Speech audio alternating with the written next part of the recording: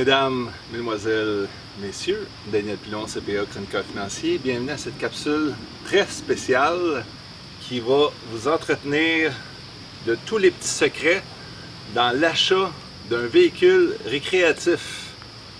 Que vous soyez acheteur d'une motoneige, d'un 4 roues, d'un 3 roues, d'une roulotte, bref, tout ce qui est récréatif. On va regarder ça en détail et votre interlocuteur est bien informé. Ce qu'il faut savoir quand on achète un véhicule récréatif, c'est pas comme dans l'automobile. Mon contact me dit qu'ils sont 20 ans en retard par rapport à l'automobile. Donc, il semblerait que des 0%, on ne voit pas ça dans cette industrie-là.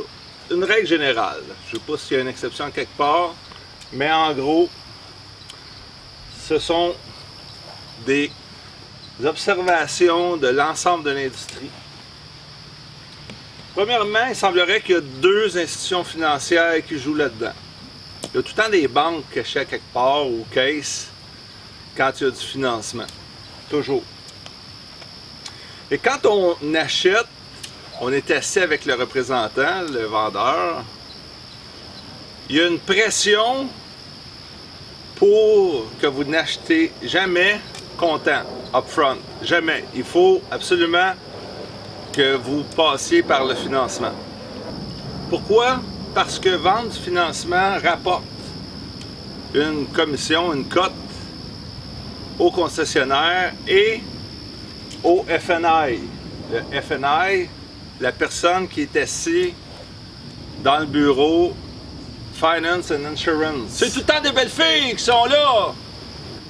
Oui, exactement. Puis je vais m'exempter de certains qualificatifs que mon contact m'a dit.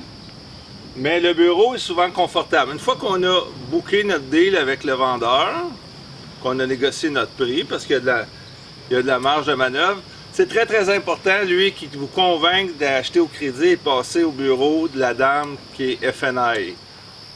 Il semblerait que ça peut aller jusqu'au congédiement si on accepte une vente upfront, au comptant.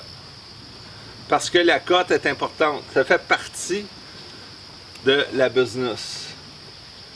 Donc, ce qu'il faut savoir aussi, c'est que plus le terme est long, plus c'est payant. Plus il y a des intérêts en jeu, plus le taux monte.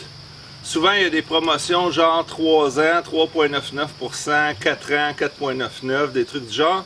Mais on n'en entend pas parler par la fille au FNI parce qu'elle a moins de commission. C'est qu'elle va vous amener vers du financement 7 ans, 10 ans et même plus. Ils vont aller beaucoup plus longtemps que pour une automobile, même si la durée de vie n'est pas plus grande. Donc, on vous accueille dans le bureau avec des félicitations pour votre achat. Et ce sont souvent des bureaux confortables, on est mieux assis. C'est plus frais, l'air climatisé, etc. On fait attention pour que, une fois rendu dans ce bureau-là, on se sente bien.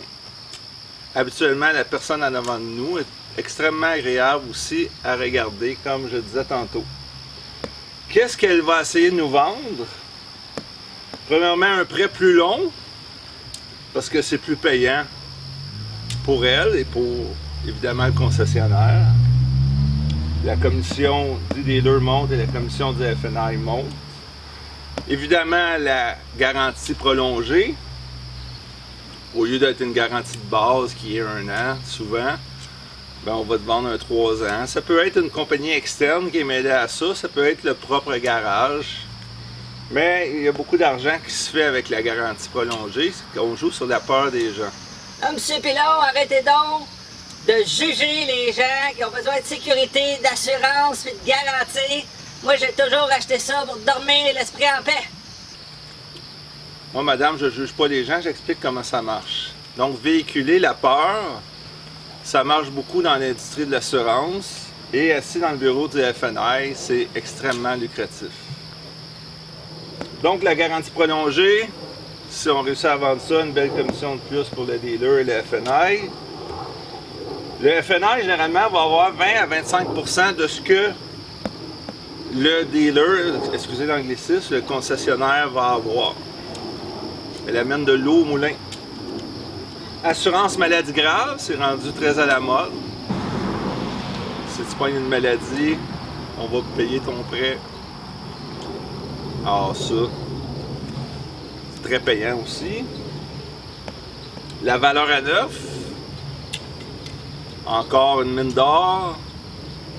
Les gens aiment ça, savoir que si ils scrapent leur motoneige 2 ans après, ben, ils en ont une flambant neuve qui paye le gros prix pour ça. Il y a des compagnies d'assurance en bonne et due forme, pas besoin de les nommer, qui sont en arrière de ça.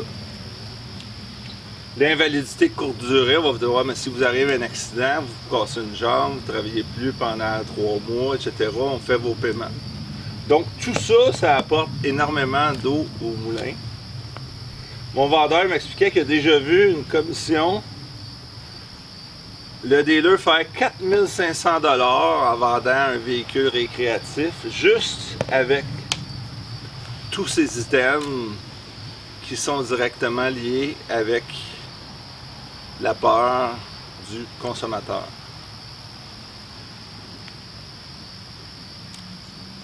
Bref, vous allez être conscient que tous ces items-là sont excessivement payants, donc la probabilité que ce soit bon pour vous, elle est faible.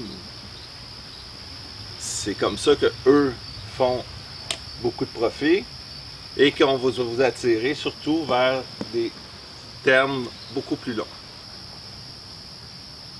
En espérant que cette capsule vous a plu, je vous invite à partager pour vos proches, parents, amis, quiconque dans votre entourage songerait à se procurer un véhicule récréatif. C'est Daniel Pilon, CPA. Chroniqueur financier, toujours indépendant.